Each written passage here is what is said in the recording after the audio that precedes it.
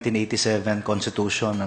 Kasi po may mga katanungan at batid naman ninyo ito na may kinalaman katulad sa JBC, yun pong nakalipas na pasya ng ating Korte Suprema tungkol po sa bilang ng kailangan bilang ng pagiging kasapi ng JBC. Ano pong bilang pong miyembro ng Constitutional Commission, ano po ang palagay ninyo rito?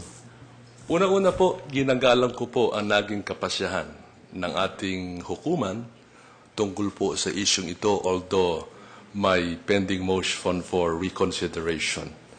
Kung ko'y tatanungin nyo at batay po sa aking memorya, sa aming diskusyon sa Constitutional Commission of 1986. Initially, ang gusto po ng Commission ay unicameral legislature. As a matter of fact, ako po, si Christian Monsod, ay nag-sponsor po ng resolution providing for a unicameral legislature. Pero po sa botohan po sa plenary session ng CONCON, natalo po ng isang boto. Yung unicameral, naging bicameral. Kaya nga po, sa tingin ko po, yung isang botong yun ay para sa unicameral.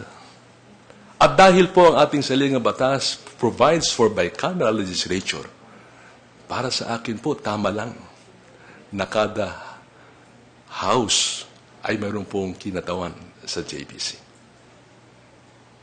Ganon din po ba dun sa pagsususog sa saligang batas? Ako din po ay sang-ayon din po, Ginoong Attorney Mejia, na tungkol po sa amendments to the Constitution, na isa pong issue po ngayon, dahil may mga advocates po for charter change. So kung ito po ay maipagpatuloy, tulad ng amending the economic provisions of the Constitution, solely the economic provisions, ano po yung proseso ng amendment? Ako po, ang sa tingin ko po, we follow the process of each house voting 3/4 independently. Yung 3/4 lang po na referring to the Congress as a whole, because our thinking at the time, it was unicameral legislature. But there were supervening events.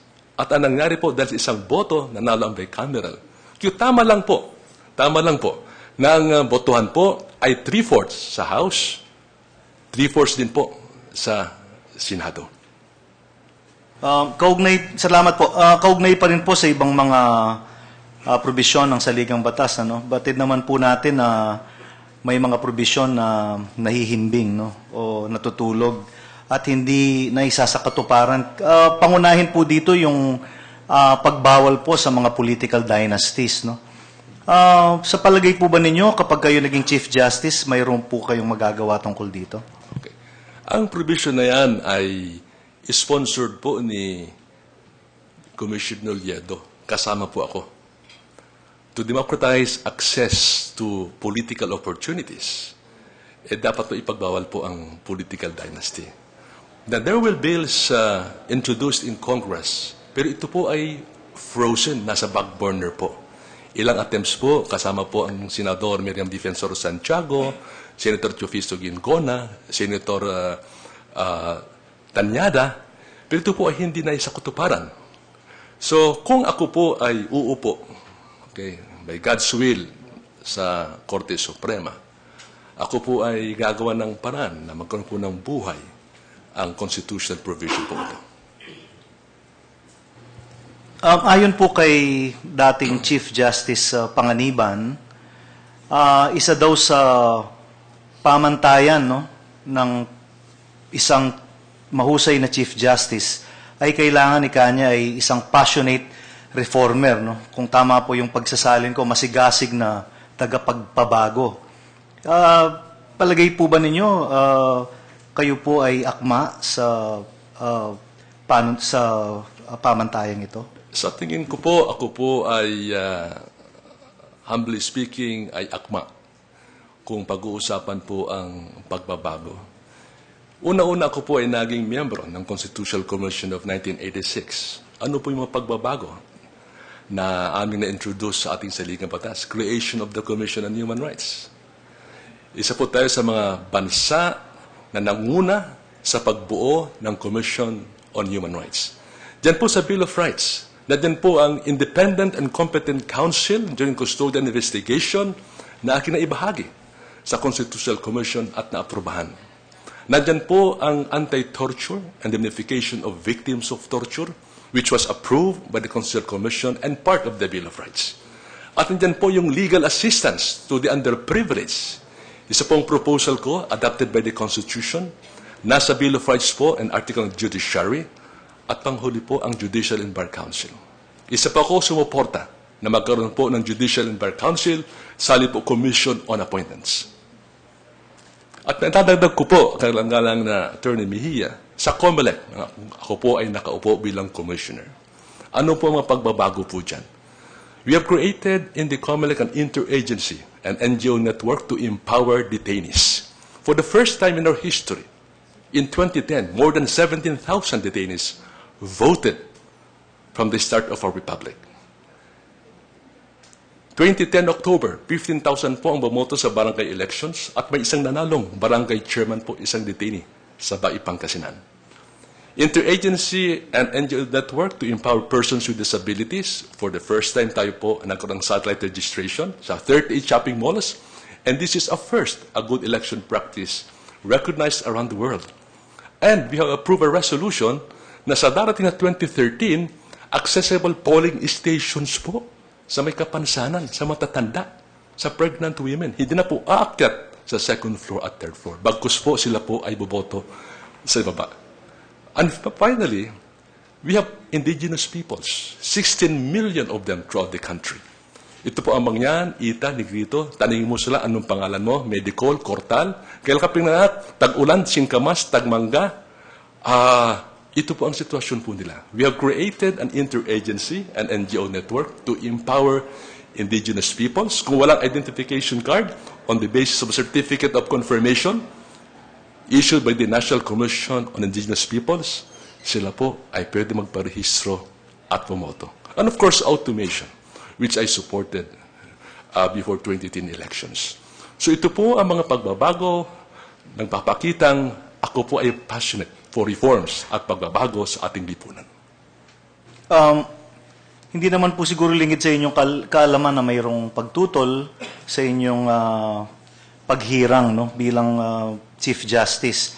At kabilang na hinahanap ko po kanina, kaya lang mukhang hindi ko po nadala. Pero kung natatandaan ko, ang pagtutol po na ito, pangunahin dito ay galing kay Congressman Maliksi at kay Senator Cayetano. No? Maaari po bang bigyan nyo kaming paglilinaw kung ano po ang kung tungkol po saan ito at ano po ang posisyon nyo rito? Ito po ay tungkol una-una yung reklamo po ni Congressman Maliksi. Ito po ay protesta ng isang alkalding natalo, si Sakilayan, sa Imus, Cavite. Siya po sa eleksyon ay nanalo po ng walang more than 8,000 votes. Pero po sa protesta na inihain po ng kanyang kalaban si Maliksi na without resorting po sa picture images na sinasabi po ng ating resolusyon based on manual recount and ignoring the plea of Mr. Sakilay, nagdesisyon po ang RTC of Cavite in favor of Sakilayan. Yung 8,000 na wala po. And to think that this is automation.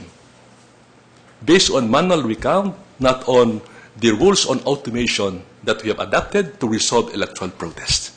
So, umakyat po si Sakilayan sa COMELEC. Ako po ang presiding commissioner ng COMELEC.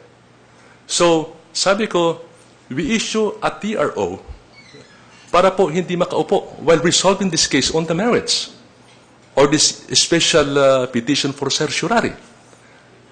Dahil ako po ay naniniwala na collective po ang aming desisyon, 3 pong pangalan ang nakalagay po sa order.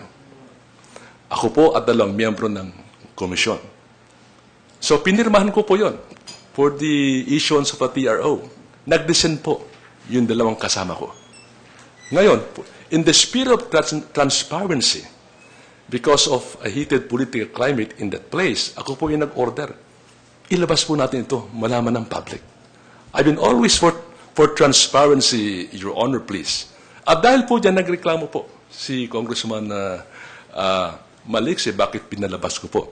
Pero wala pang rules na prohibiting me as the presiding commissioner of the COMELEC. And again, in the spirit of transparency, dapat malaman ng taong bayan.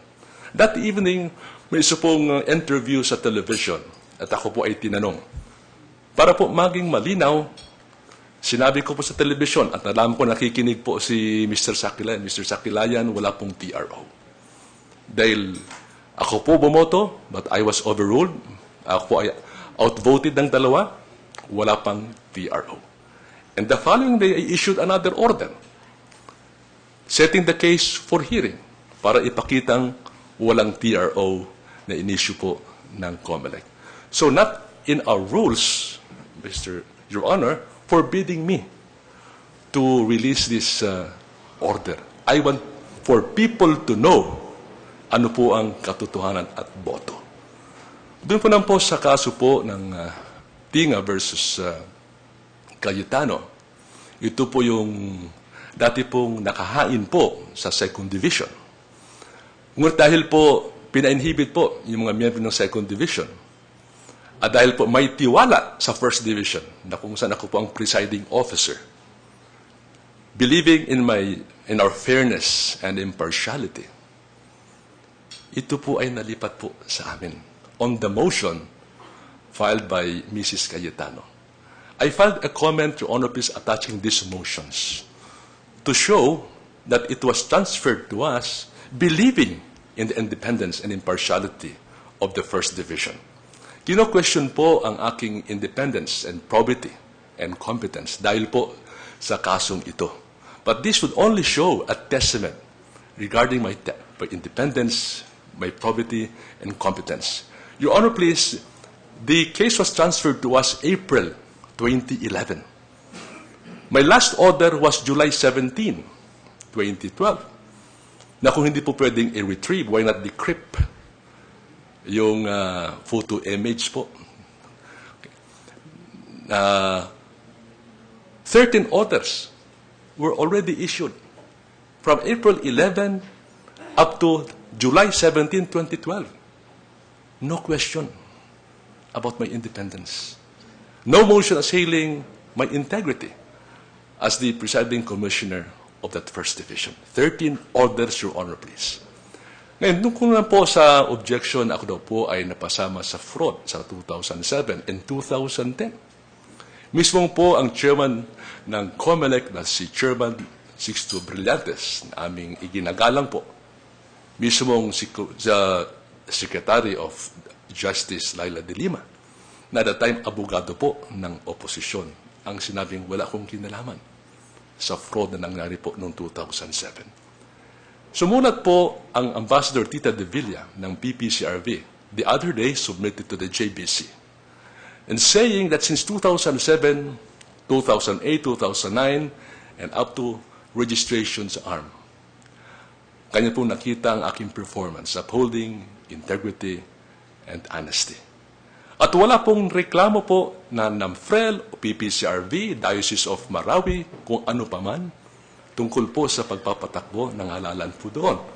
As a matter of fact, Your Honor, please, in 2010, the Islamic Electoral Reform Movement ay binigyan po yung abang lingkod, recognition for upholding the integrity of elections. Of course, it was not perfect. No elections are perfect. It's a big management problem or headache ang election. But I've done my best, my very best, to uphold integrity of the electoral process. Salamat po, yun na po yung huling katanungan ko. Thank you, Justice Peralta. Good luck po. Justice Lagman, please. Magandang hapon po. Ma'am, magandang Commissioner hapon po. Sarmiento. Magandang hapon po, ma'am. Ako ay matamang nakinig ng inyong pangunahing pananalita. Salamat po. At ako ay nasiyahan dahil